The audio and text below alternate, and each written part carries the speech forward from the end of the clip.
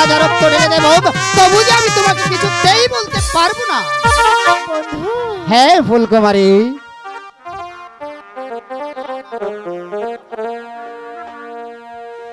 তুমি আমার মনের মানুষ, আচ্ছা মনেরই ভেতর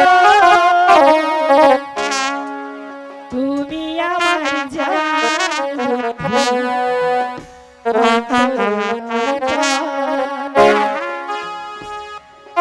তুমি আমায়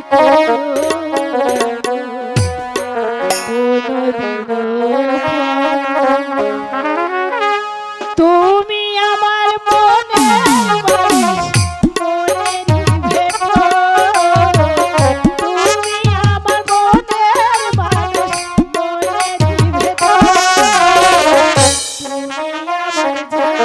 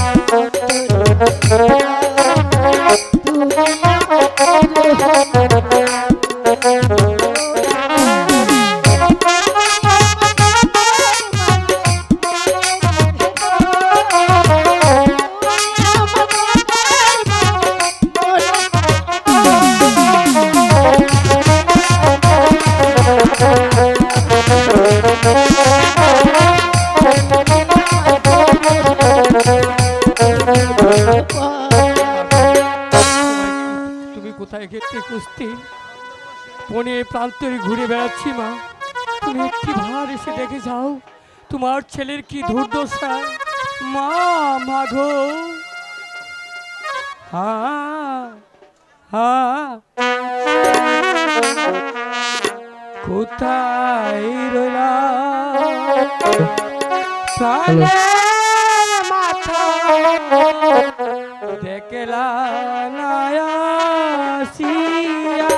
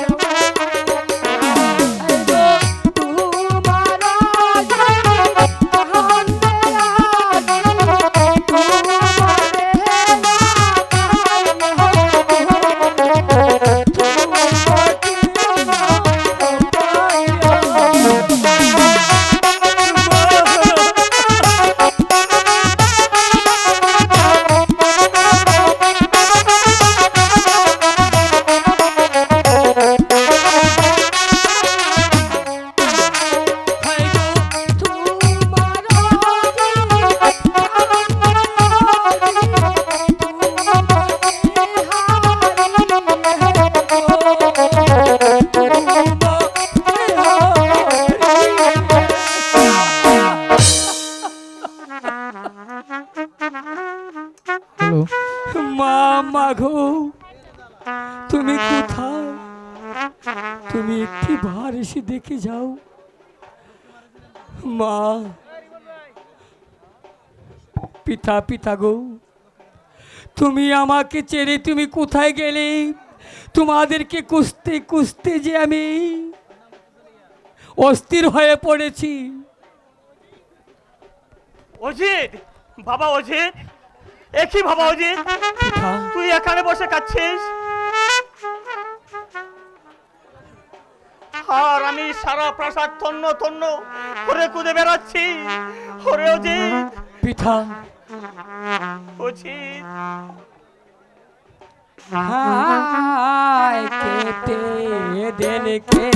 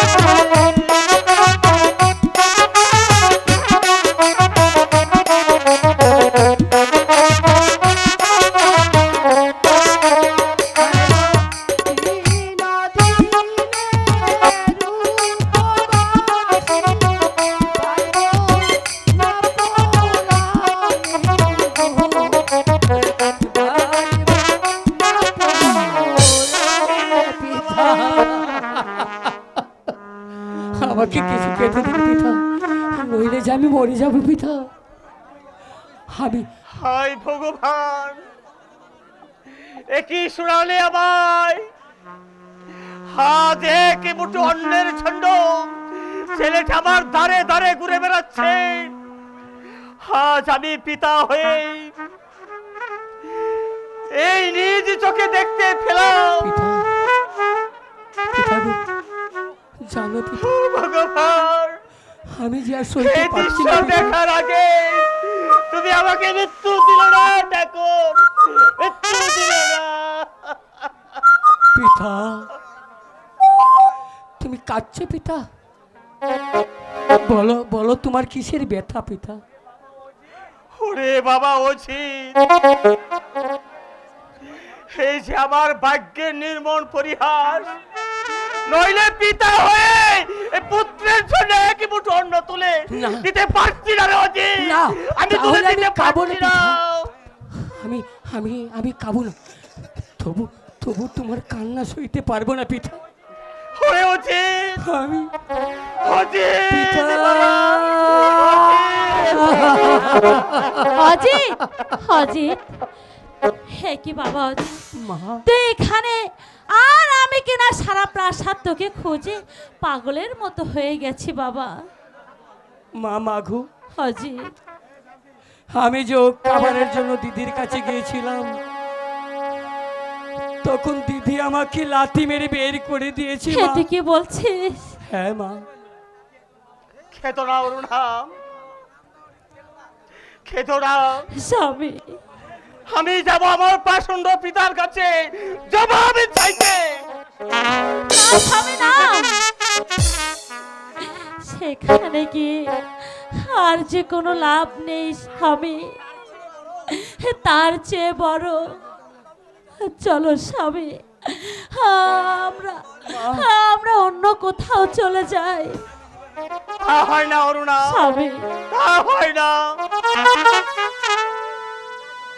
আমি রাসে পুত্র হয়ে পথে পথে ঘুরে বেড়াচ্ছে। এসে মরা যে অনেকই ভালো না, অনেকই ভালো। সামনে চলো মা, এই রাজ্যে আর আমরা থাকবো না। থাকলে কি হবে? রাজপুত্র হয়ে, রাজনন্দিনী হয়ে আজ আমি পথে পথে ঘুরে বেড়াচ্ছি একটা মুঠো অন্যের জন্য। অজিত, সারা রাজ্য থাকতেও আমাদের বাকি হলো না মা। ওরে অজিত, তোকে নিয়ে আমি তোকে নিয়ে কোথায় যাব রে বাবা? যেথায় দু চোখ চলে সেথায় চলে যাব মা। হয়তো দাঁড়িয়ে দাঁড়িয়ে ভিক্ষে করে খাবো, তবু এই পাষণ্ড দাদার কাছে, দাদির কাছে অজিত, আমি থাকবো না এই মা। যে বড় আমরা এই অত্যাচার সহ্য করে এই প্রাসাদের এক কোনায় পড়ে থাকবো।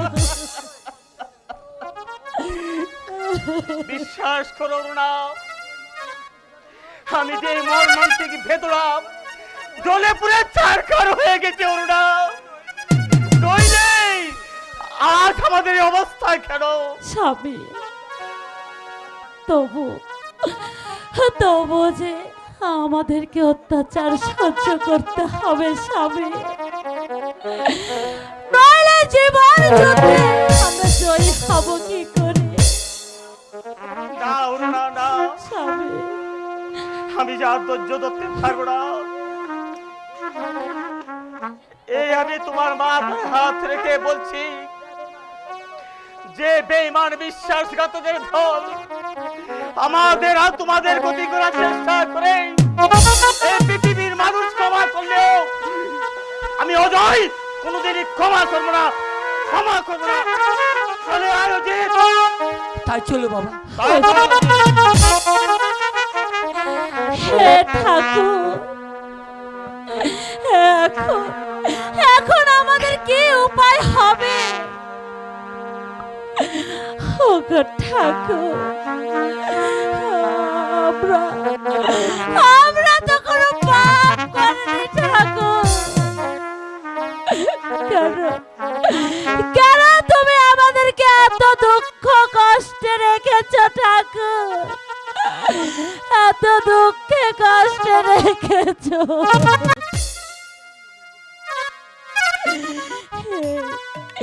এই জীবন যন্ত্রণা থেকে তুমি আমাদেরকে মুক্তি দাও ঠাকুর, মুক্তি দাও। রানীর সাগরিকা তোমাকে মুক্তি দেবে না মা। কাকা জানেন কাকা, আজ 2 দিন গত হলো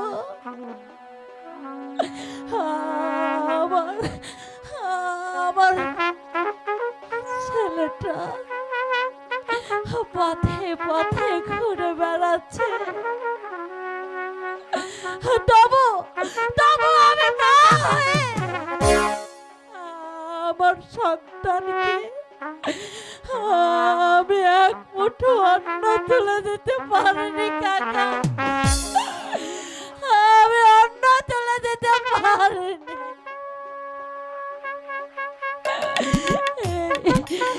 এই যন্ত্রণা আমি মা হয়ে কেমন করে সহ্য করব কাকা, আমি কেমন করে সহ্য করব? আরে বলিস কে রে মা?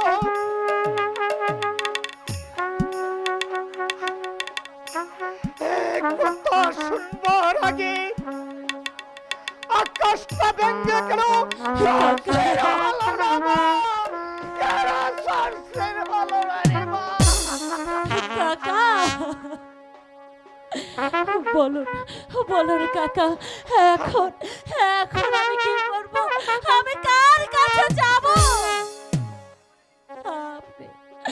আপনি আমাকে দয়া করে একটা উপায় বলে দিন কাকা, একটা উপায় বলে দিন।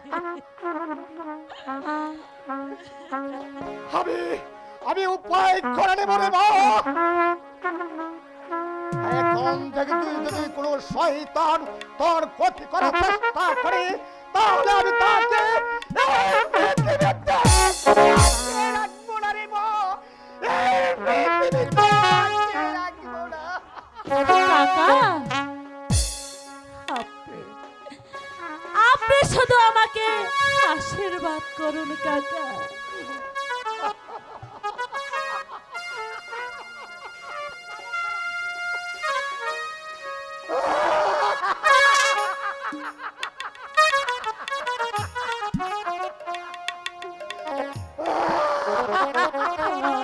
আপনি আমাকে আশীর্বাদ করুন কাকা, আমি সীতা সাবিত্রী হয়ে যেন এই পৃথিবীতে বেঁচে থাকতে পারি কাকা, আমি যেন বেঁচে থাকতে পারি। ওই দেখেন মহারানী, আপনার পুত্রবধূ ধীরেন সেনের ফায়া ধরে প্রেম ভিক্ষা যাচ্ছে।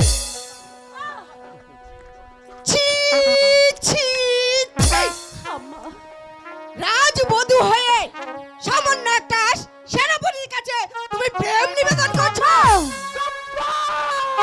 সাগরিকা, আপনার জেনে রাখা উচিত, আপনার মতো নারী যাদের বাংলার ঘরে ঘরে আছে, তারা শুধু সংসার ভাঙতে পারে, তারা কোনোদিন বাচ্চা ছাড়ে না। তাই আপনাকে আমি শেষবারের মতো বলছি, যদি অরুণা নিয়ে আরেকটি সুসুখী কথা বলে, তাহলে আপনার চুপ পাবে। সেনাপতি, আমার বেতনভুক্ত কর্মচারী হয়ে তুমি আমার পুত্রবধূর সঙ্গে প্রেম নিবেদন করছো? আম্মা না, আপনি এসব কি বলছেন মা? এই কথা বলতে আপনার কি অন্তরটা একটা বারও কেঁদে উঠলো না মা?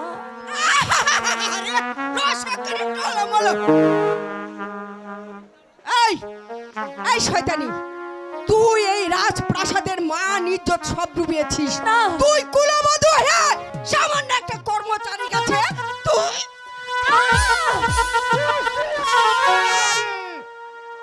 আমি আপনাকে আবারও বলছি, ওকে নিয়ে কোনো পুনরায় কুচুক্তি কথা বললে তাহলে আপনাকে আমি রানী বলে ক্ষমা করবো না। চুপ করো সেনাপতি, স্তব্ধ হও। যে অপরাধ তুমি করেছো তার কোনো ক্ষমা হতে পারে না। আমি তোমাকে উপযুক্ত শাস্তি দেব। মা, মা গো, আমি আমি আপনার পা ধরে বলছি মা, মিথ্যা অপবাদ দিয়ে আমার জীবনটাকে আপনি নষ্ট করবেন না মা, নষ্ট করবেন। তোর ওই পাপী মুখে আমাকে তুই আর মা বলে ডাকবি না। আমি আপনাকে আবার শেষ বারের মতো বলছি, আপনি যদি অরুণার কোনো ক্ষতি করার চেষ্টা করেন, এই রাজ্যের সবাই আপনাকে ক্ষমা করলে এই ধীরেন করে বসে থাকবে না। স্বাধীন আসবে, স্বাধীন বুঝে দেব, নারীদের একমাত্র হবে মৃত্যুদণ্ড, মৃত্যুদণ্ড। আহারে, মা গো, সুহাগ একেবারে টলমল। আয়, চল চল হারামজাদি, মহারাজের কাছে আমি তোকে নিয়ে যাব। মহারাজ যদি এর উপযুক্ত বিচার না করে তাহলে আমি রাসাগুলিকা এই রাত প্রাসাদে আগুন জ্বালিয়ে দেব, আগুন জ্বালিয়ে দেব। চলে আয় হারামজাদি, চলে আয়।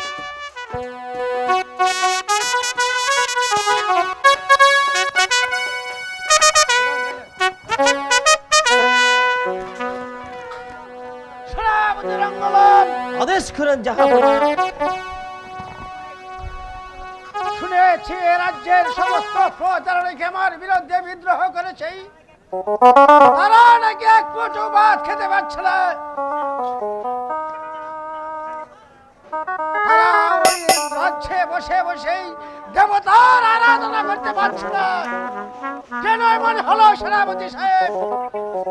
কেন রাজ্যে অশান্তি দেখা দিয়েছে? আমিও তো বুঝতে পারছি না মহারাজ, রাজ্যে যে বিশৃঙ্খলা দেখা দিয়েছে, চারদিকে শুধু হাহাকার। মণিপুরের রাজ্যটা যেন একটা শ্মশানে পরিণত হতে যাচ্ছে। সেনাপতি, বলুন মহারাজ। আপনি যান, ওর একটা ব্যবস্থা করেন গিয়ে, প্রতিটি ঘরে ঘরে গিয়ে প্রজাদের সুখ দুঃখের খবর নিয়ে আসবেন। যাবো না মহারাজ। মহারাজের জয় হোক, মহারাজের জয় হোক। হে তুমি বালক, কোথায় হতে তোমার আগত? আমি হীরানগরের প্রধান সেনাপতি হেমন্ত সেন। আমি এসেছি আপনার রাজ দরবারে 2 বছরের রাজকর নিতে। একই সেনাপতি, হীরানগরের রাজা যে সে আমার পরমাত্মীয়, তার কাছে ওই মণিপুরের রাজ্যটা আমি বন্টন করে এনেছিলাম। তাই যে রাজকর দেওয়াটা একমাত্র আমার কর্তব্য। আমাকে আদেশ করলে তো পারতেন মহারাজ, আমি নিজে গিয়ে এই রাজখর দিয়ে আসতাম মহারাজ। যাও সেনাপতি রঙ্গলাল, আর তোমাকে আমি এবার আদেশ করছি, তুমি রাজ ভান্ডার থেকে 2 লক্ষ টাকা দিয়ে আমার বন্ধু রাজকর আদায় করে দিয়ে আসো। কত আদেশ মহারাজ, কত আর শুনো সেনাপতি হিম্মত সেন, বলুন মহারাজ। তুমি চলে এসো আমার সঙ্গে। আমি তাই মহারাজ।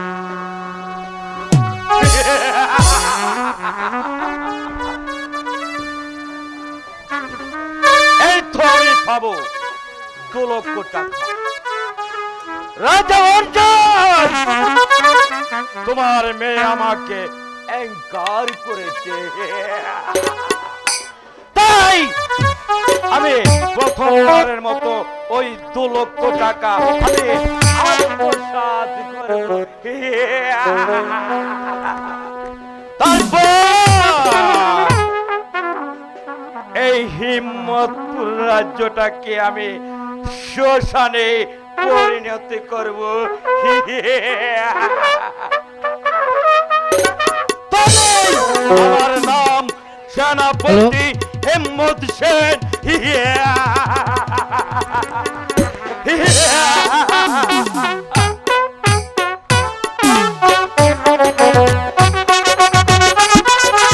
চল চল হারামজাদি আমাকে ছেড়ে দে মা।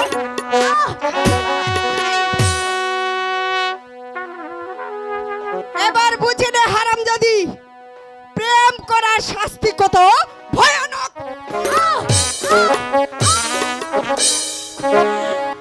ও কি আম্মা গো, বিনা দোষে কেন মারছেন গো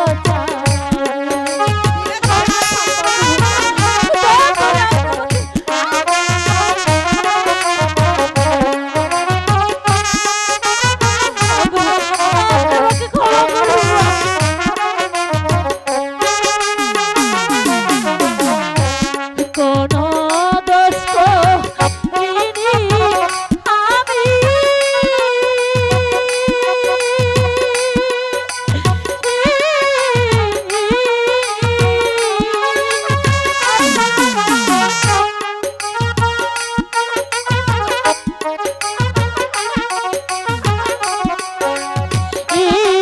কি মাতা গো, বিনা দোষে কেন মারছেন গো চাউ।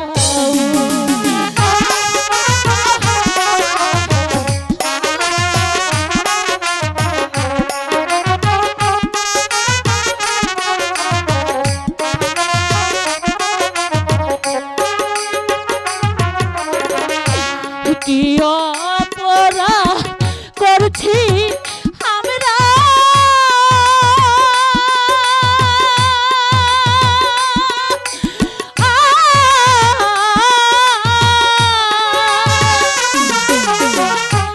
কেন মারছে বুকে লাঠি মাতা গো,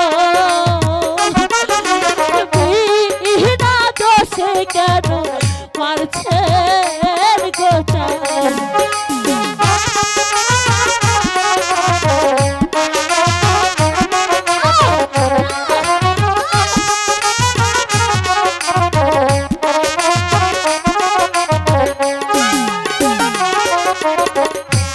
হাতে ধরি পায়ে পড়ি,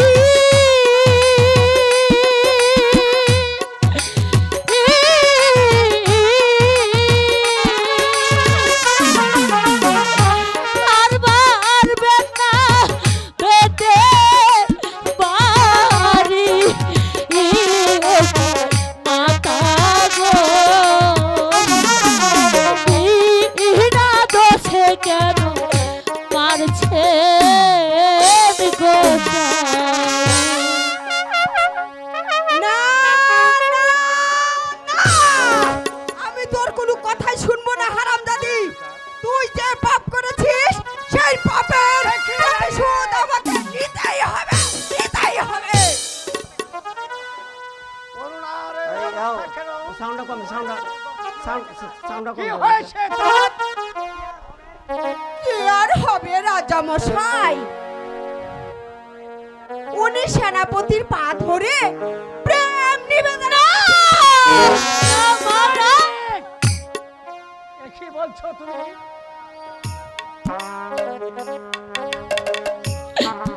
বিশ্বাস করুন পিতা, আমি আমি যে কোনো পাপ করিনি পিতা, আমি যে কোনো পাপ আই, ওই পাপ্পুকে তুই আবার পিতা বলছিস? তোর কি কোনো লজ্জা শরম নেই রে? মহারাজ, আমি নিজে ঘটনাটি দিই মহারানীকে দেখিয়েছি। কারণ এ কথা হয়তো আপনি বিশ্বাস নাও করতে পারেন।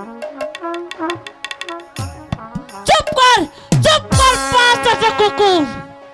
সাবধান কলঙ্কিনী। মহারাজ, আপনি ওর উপযুক্ত বিচার করুন, নইলে যে প্রাসাদে আরো বিশৃঙ্খলা দেখা দিবে। পিতা কলঙ্কিনী না না পিতা না। আমার সেনাপতিকে কুকুর বলে গালি দিয়েছিস, আমি তোকে রেহাই দেব না কলঙ্কিনী। সেনাপতি বলুন মহারাজ, চালাও চাবুক। চাবুকে না পিতা না। এ দেহটাকে কুতুব। আমি তাই করছি, চালাও। বল বল হারামজাদি।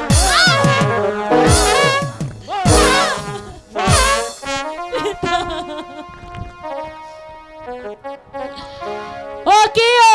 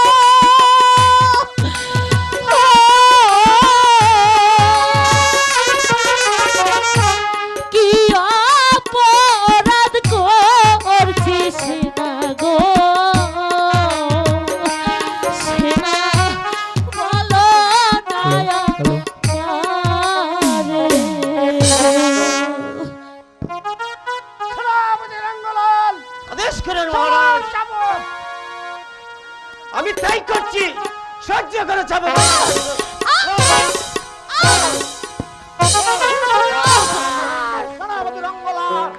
আর একটি গায়ে চাবুক না বলে তো চাবুকটা খেলে দে, আমি তোর পিঠে আমি অবসর।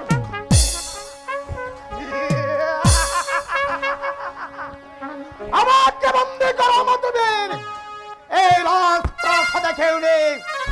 আর আমাকে বন্দি করতে যে আসবে তাকে আমি জীবন্ত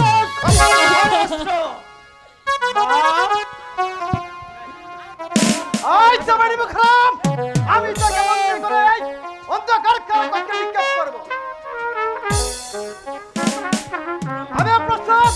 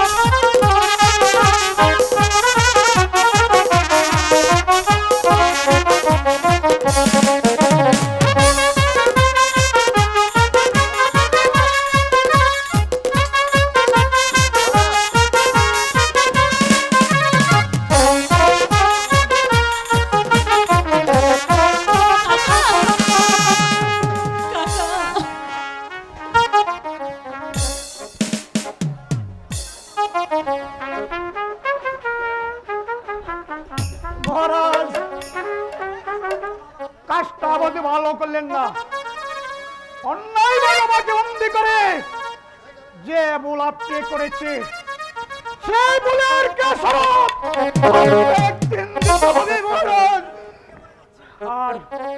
আর আমি তোদেরকে বলে যাচ্ছি শয়তানি দল, আজ যদি আমার মিথ্যা অবলম্বন করে বন্দি করেছি, যদি আমি কোনদিন কারাগার থেকে মুক্তি পাই, তারা আবার আসবে এই রাজপ্রাসাদে।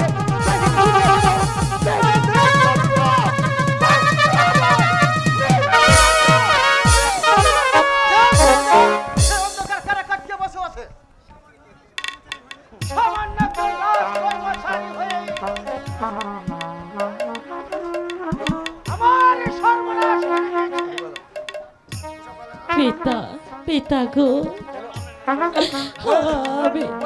আমি আপনার দুটি পায়ে ধরে বলছি পিতা, আপনি আমাকে